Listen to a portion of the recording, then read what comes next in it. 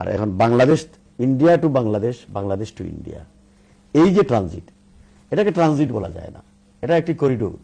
এটা স্রেফ বাংলাদেশের উপর দিয়ে ভারতীয়দের রাস্তা তৈরি করে দেওয়া হচ্ছে। কেন বাংলাদেশের উপর দিয়ে ভারত এই রাস্তা চায়? তারা এই কারণেই চায়, ভারতের যে এই যে 7টি রাজ্য, 7 সিস্টার, এটা হলো আসাম, ত্রিপুরা, মেঘালয়, অরুণাচল, মিজোরাম, নাগাল্যান্ড, এই যে 7টি অঙ্গরাজ্য, এই 7টি অঙ্গরাজ্য ভারত নামক রাষ্ট্র সৃষ্টির পর থেকেই তাদের স্বাধীনতার জন্য তারা লড়াই করে যাচ্ছে, সংগ্রাম করে যাচ্ছে, আন্দোলন করে যাচ্ছে।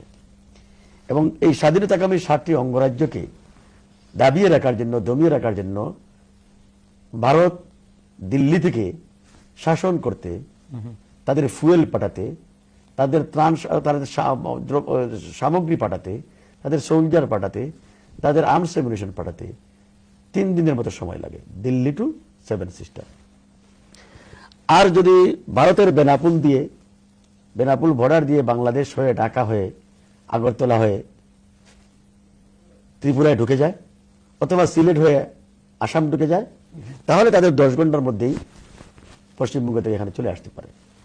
এই কারণেই তাদের ট্রানজিটের প্রয়োজন, তাদের রাস্তার প্রয়োজন, করিডোরের প্রয়োজন। প্রথমত করিডোরের প্রয়োজন, যে তাদের এই 7 সিস্টার স্বাধীনতাকামী এই 7 সিস্টারকে দাবিয়ে রাখা। দ্বিতীয়ত হলো যে বাংলাদেশের উপর দিয়ে যদি এই রাস্তাটা তৈরি হয়ে যায়, তাহলে পার্মানেন্টলি, চিরস্থায়ীভাবে বাংলাদেশ তাদের দাসত্বের শৃঙ্খলে বন্দী হয়ে গেল এবং বাংলাদেশটা একটা অকার্যকর রাষ্ট্র, একটি সিকিমের মতো, ভুটানের মতো একটি রাষ্ট্রে রূপান্তরিত হলো। তো আর এখানে বাংলাদেশ নামক এই রাষ্ট্র এটি মুসলিম সংখ্যাগরিষ্ঠ রাষ্ট্র, একটি আজ্ঞাবহ রাষ্ট্রে রূপান্তরিত হয়ে গেল। এর পরবর্তীতে আমি যে কথাগুলো বলবো, যে বাংলাদেশের সাথে ভারতের ট্রানজিট চুক্তি হচ্ছে, সরকার বলছে ট্রানজিট, প্রধানমন্ত্রী শেখ হাসিনা বলছেন ট্রানজিট, তার মন্ত্রীরা বলছেন ট্রানজিট, আর জনগণ বলছে, বুদ্ধিজীবীরা বলছে, অপোজিশন বলছে যে ট্রানজিট না, এটা করিডোর, এটা রাস্তা। আপনাদের কোনো আন্দোলন গড়ে তুলছেন না ট্রানজিটের ব্যাপারে? আপনারা সরকারের কাছে আমি বলে নেই এই ট্রানজিটের উপকারিতা অপকারিতা বলে নেই। তারা যখন গোপন চুক্তি করে আসলেন, যখন সাংবাদিকরা শেখ হাসিনাকে বিমানবন্দরের প্রশ্ন, তিনি কোনো উত্তর দেন নাই এবং এটার ব্যাপারে তিনি জনগণের কাছে তুলে ধরেন নাই। আপনাদের বিরোধী দলীয় নেত্রী কি পার্লামেন্টে জিজ্ঞাসা করেছেন যে মাননীয় প্রধানমন্ত্রী আপনি যে চুক্তি করে আসলেন সেই চুক্তিটা কি? আমি আপনাকে আমার কথাগুলো বলে নেই, এরপরে আপনি আমাদের নেত্রীকে একুশ করেন। এই ব্যাপারে কোনো পাবলিকলি দেশের জনগণকে জানতে দেওয়া হয় নাই। এখন আমরা দেখতেছি যে ট্রানজিট হচ্ছে এবং এই ট্রানজিটের নামে যে করিডোর দেওয়া হচ্ছে, যে রাস্তা দেওয়া হচ্ছে, এই রাস্তা তৈরি করার সামর্থ্য বাংলাদেশে নাই।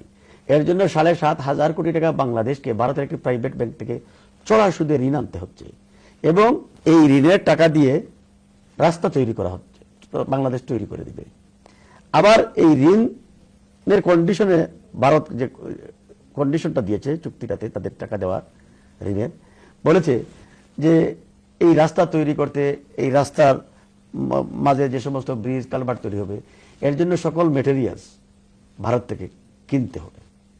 আপনি পাথর বলেন, বালি বলেন, আপনি যা কিছু আছে, এবং ইঞ্জিনিয়ারিং এফোর্টস বলেন, সবকিছু 80% ভারত থেকে দিয়ে আসতে হবে, 20% বাংলাদেশ থেকে দিবেন। অর্থাৎ আমার বাড়ির উপর দিয়ে আপনাকে রাস্তা দিব, আমার টাকা নাই, আপনি আমাকে কড়া সুদে ঋণ দিবেন, আবার আপনার কথা মতো সামগ্রী কিনে রাস্তা তৈরি করে দিব, আপনার ইকুইপমেন্টস, আপনার ইঞ্জিনিয়ারিং এফোর্ট সবকিছু আমাকে বহন করতে হবে।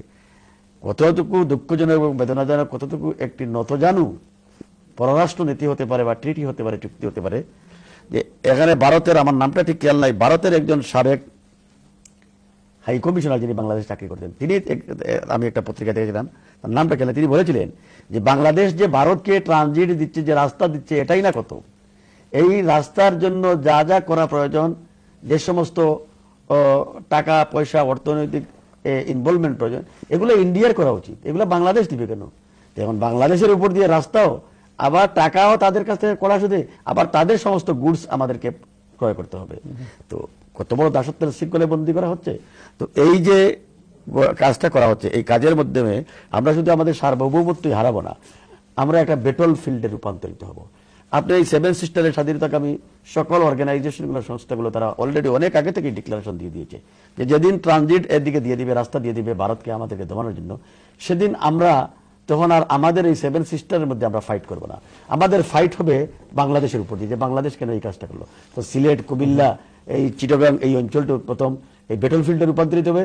গুলি, বারুদ, বোমার বারুদে আমরা ওই আঘাতপ্রাপ্ত হব এবং আমাদের এই সন্তানরা, আমাদের ভবিষ্যৎ প্রজন্মরা বিকলাঙ্গ হবে এবং আমরা ব্যাটলফিল্ডে রূপান্তরিত হয়ে যাব। তার মানেই বাংলাদেশকে ভারতের প্রয়োজন, এই জমিটুকু তাদের প্রয়োজন, এর উপর দিয়ে রাস্তা নিতে হবে, এটার সভরেন্টি রাখা যাবে না। যাই করা তাই হচ্ছে, এই ট্রানজিট এই দিচ্ছে। আপনি বলতেছেন যে আপনাদের নেত্রী প্রতিবাদ করেন না কেন? আমাদের নেত্রী প্রতিবাদ করছেন না, এই কথা ঠিক না। আমাদেরকে প্রতিবাদ করছে। আপনি পার্লামেন্টের কথা বলছেন, পার্লামেন্টে তো এখানে বসারই মানে কোনো পরিবেশ নাই। এখানে তারা তো একদলীয় পার্লামেন্ট চায়, তারা তো একতরফাভাবে সবকিছু করছেন। আপনি দেখেন না, এই তো কিছুদিন আগে তারা যে পার্লামেন্টে 15 অ্যামেন্ডমেন্ট করলেন, 15 অ্যামেন্ডমেন্টের মাধ্যমে তারা তত্ত্বাবধায়ক সরকার পদ্ধতি বাতিল করে দিলেন এবং নিরপেক্ষ নির্বাচনের যে বিধি ব্যবস্থা ছিল এই দেশের এই কোটি কোটি মানুষের সংগ্রামের ফসল, রক্তের বিনিময়ে, শহীদদের রক্তের বিনিময়ে অর্জিত যে তত্ত্বাবধায়ক সরকার নিরপেক্ষ নির্বাচনের যে পদ্ধতিটা ছিল, যে ভোট এর অধিকারের যে রাইটটা ছিল, সেটা বন্ধ করে দিয়ে আজকে দলীয় একদলীয় শাসন ব্যবস্থার দিকে শেখ হাসিনা ধাবিত হয়েছে। পার্লামেন্টে বেগম খালেদা জিয়া এবং অপোজিশন যে কয়টি আসন নিয়ে আছে, এই কয়টি আসন নিয়ে যাতে পার্লামেন্টে কথা না বলতে পারে, এর জন্য পরিবেশ সৃষ্টি করা হয়। আপনি দেখেন না তাদের এমপিরা কি ভাষায় কথা বলে, প্রধানমন্ত্রী কি ভাষায় কথা বলেন। প্রধানমন্ত্রী পার্লামেন্টে গিয়ে খালেদা জিয়ার বিরুদ্ধে প্রথমেই উনার বক্তব্য, উনার এমপিদের একই বক্তব্য, উনার মন্ত্রীদের একই বক্তব্য। একটা কথা আমি আপনাকে বলি, পার্লামেন্টে কোনো পরিবেশ নেই, দেশেও কোনো রাজনীতির পরিবেশ নেই।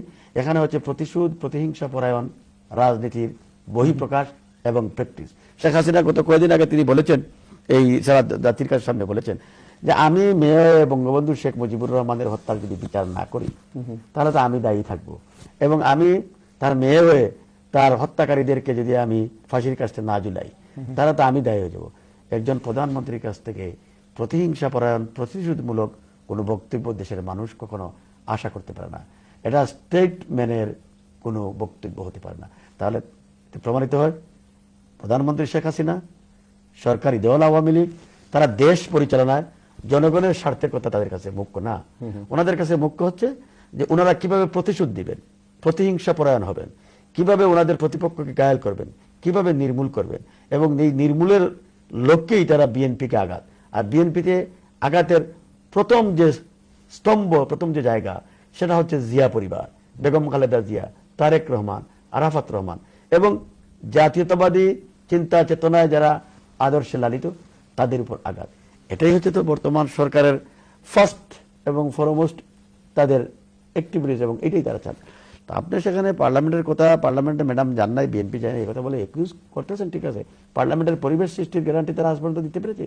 তারা পারে নাই। এবং তারা তো বহুদলীয় গণতন্ত্রের বিশ্বাস তারা করেন না বলেই তো স্বাধীনতা উত্তর বাংলাদেশে এই গণতান্ত্রিক পরিবেশে, পরিস্থিতিতে তাদের নেতা শেখ মুজিবুর রহমান সাহেব তিনি মাত্র 15 মিনিট, আধা ঘন্টার মধ্যেই একদলীয় শাসন ব্যবস্থা বাকশাল কায়েম করলেন, মাল্টিপার্টি ডেমোক্রেসিকে ইলিমিনেট করলেন, কিল করে দিলেন ডেমোক্রেসিকে, সংবাদপত্রের স্বাধীনতা হরণ করলেন, মানুষের কাছে আপনাকে